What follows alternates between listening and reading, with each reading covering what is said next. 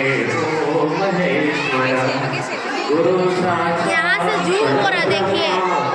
तस्मै श्री गुरुवे नमः। अभी हम लोग देख रहे थे सांस्कृतिक कार्यक्रम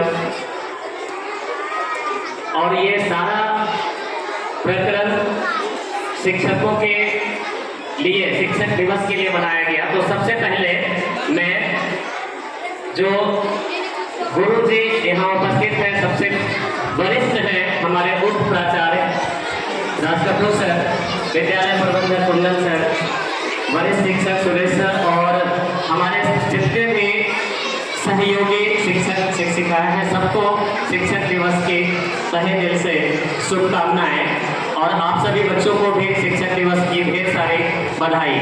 मैं एक छोटी सी बात, समय काफ़ी हो रहा है, एक छोटी सी बात रखता हूँ आपके बीच। एक छोटी सी स्टोरी, अगर आप शांत रहेंगे तो शायद ये स्टोरी आपके काम की होगी।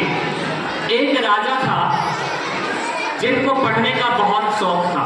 राजा थे, शायद शुरू में नहीं पढ़ पाए थे, उनको पढ़ने का बहुत शौक था। तो अपने मंत्री परिषद को बुलाए और बुलाने के बाद मंत्री परिषद निर्णय लिया कि एक शिक्षक को रखा जाए जिससे राजा पढ़ लिख सके। उस इलाके के सबसे बेस्ट टीचर को बुलाया गया जो राजा को शिक्षा देंगे।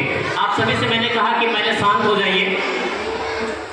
तो उस इलाके के सबसे बेस्ट टीचर को बुलाया गया। 1 महीना पढ़े राजा, 2 महीना पढ़े, 3 महीना पढ़े, 4 महीना पढ़े, लगभग 1 साल पढ़ लिए। बावजूद इसके उस राजा को कुछ भी नहीं आया, सीख नहीं पा रहा था। राजा परेशान कि मैं कुछ सीख नहीं पा रहा हूँ। उसके मंत्री परिषद के सभी लोग परेशान कि सीख नहीं पा रहे हैं। तो फाइनली एक दिन रानी जो थी वो राजा से बोला, अपने गुरु जी से क्यों नहीं पूछ लेते कि आप कुछ सीख क्यों नहीं पा रहे हैं। अगले दिन जब गुरु जी आए तो राजा ने पूछा कि गुरुवर, मुझे ये बताइए कि आपसे पढ़ते हुए लगभग साल भर बीत गया, मैं कुछ सीख नहीं पा रहा हूँ, इसके पीछे क्या कारण है। तो जो गुरु जी ने जवाब दिया, आप सुनो, ये हमारा लाइफ को बदल सकता है। गुरु जी ने जवाब दिया कि राजन, बहुत सिंपल है, आप क्यों नहीं सीख पा रहे। राजा आश्चर्य कि क्या बात है कि मैं क्यों नहीं सीख पा रहा हूँ। तो बोले कि आप सिंहासन पर बैठे हैं, आप सिंहासन में, ऊंचे सिंहासन में आप बैठे हैं और मैं आपसे नीचे बैठा हूँ। आपका और हमारा जो रिश्ता है वो गुरु शिष्य का है। तो गुरु को जब तक आप नीचे बैठाएंगे आप कभी ज्ञान प्राप्त नहीं कर सकेंगे, कभी नॉलेज नहीं ले सकेंगे। इसलिए आज तक चूंकि मैं शिक्षक होने के हूँ और आप पद में बड़े थे, इसलिए मैं बोल नहीं पा रहा था कि आप ऊंचा क्यों बैठ रहे हैं, क्योंकि आप राजा हैं।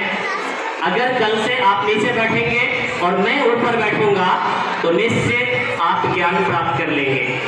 राजा को बात समझ में आ गई और अगले दिन से उसने वही काम किया, गुरु जी का आसन को ऊंचा किया और खुद का आसन को नीचा किया और अंततः वो अपने ज्ञान जो पाने की इच्छा थी, जिज्ञासु था उसके अंदर, उस ज्ञान जिज्ञासु को, ज्ञान पिपासा को उसने तृप्त किया, अपने आप को बहुत अच्छा से ज्ञान प्राप्त किया। मैं इस छोटी सी कहानी के माध्यम से एक बात बताना चाहता हूँ कि शिक्षकों का सम्मान केवल ऊंची कुर्सी दे देने से, केवल ऊंचा पद दे देने से नहीं होगा।